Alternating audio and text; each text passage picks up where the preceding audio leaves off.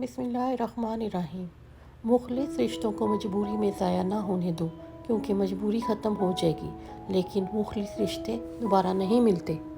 بات علم سے کرو، طاقت کا سہارا نہ لو، کیونکہ طاقت کتنی بھی بڑی کیوں نہ ہو، علم کے آگے چھوٹی ہو جاتی ہے۔ کبھی اپنی زبان سے کسی کے عیب بیان نہ کرو، کیونکہ عیب تم میں بھی ہے اور زبان لوگوں کی بھی ہے۔ جس نے رب کے لیے جھکنا سیکھ لیا وہی علم والا ہے، کیونکہ علم والے کی پہچان عاجزی اور جاہل کی پہچان تکبر میں ہے۔ جو ایمان تمہیں بستر سے اٹھا کر مسجد یا مصلی تک نہیں لے جاتا، وہ قبر سے جنت تک کیسے لے جائے گا؟ بہت سے لوگ اس وجہ سے فتنہ میں مبتلا ہو جاتے ہیں کہ ان کے بارے میں اچھے خیالات کا اظہار کیا جاتا ہے۔ برسات کا پانی پیو، وہ بدن کو پاک صاف کرتا ہے اور بیماریاں اور درد کو بدن سے نکال دیتا ہے۔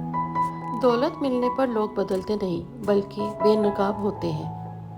یہ نہ سوچو کہ اللہ دعا فوراً قبول کیوں نہیں کرتا، یہ شکر کرو کہ اللہ ہمارے گناہوں کی سزا فوراً نہیں دیتا۔ مجھے دعا قبول ہونے کی فکر نہیں، مجھے صرف دعا مانگنے کی فکر ہے، کیونکہ جب مجھے دعا مانگنے کی توفیق ہو گئی ہے تو قبولیت بھی اس کے ساتھ حاصل ہو جائے گی۔ رب سے جب بھی مانگو اچھا مقدر مانگو۔ میں نے بڑے بڑے عقل مندوں کو مقدر والوں کے آگے جھکتے دیکھا ہے۔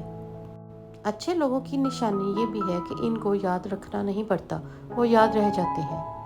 انسان کا کردار اس کی زبان کے نیچے پوشیدہ ہے۔ اگر کسی شخص کے کردار کا پتہ لگانا ہو تو اس کو سخت غصے کی حالت میں دیکھنا۔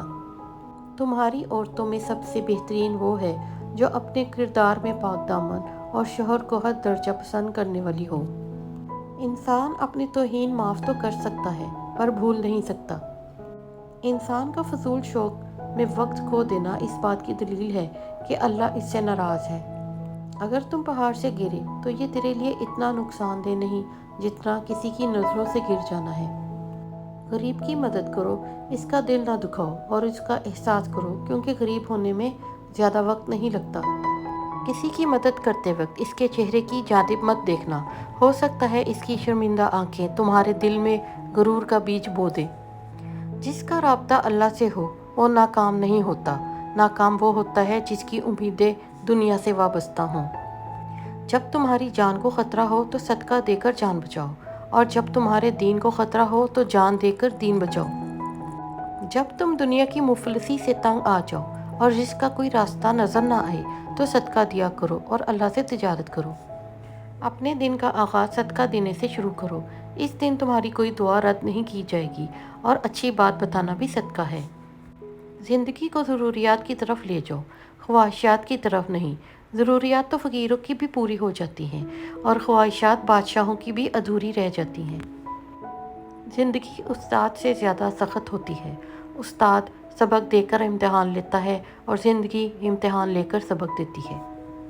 گفتگو ایسی چیز ہے جس کی وجہ سے انسان یا تو دل میں اتر جاتا ہے یا پھر دل سے اتر جاتا ہے۔ اگر کسی کا ظرف آزمانا ہو تو اس سے عزت دو، وہ اعلیٰ ظرف ہوگا تو آپ کو اور زیادہ عزت دے گا، اور اگر کم ظرف ہوا تو خود کو اعلیٰ سمجھے گا۔ ہر کسی کو اتنی اہمیت دو جتنا وہ تم کو دیتا ہے۔ اگر کم دو گے تو گھمنڈی کہلاؤ گے، اور اگر زیادہ دو گے تو خود گر جاؤ گے۔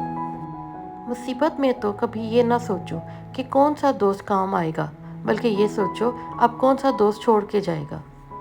سب سے بڑا گناہ وہ ہے جو کرنے والے کی نظر میں چھوٹا ہو۔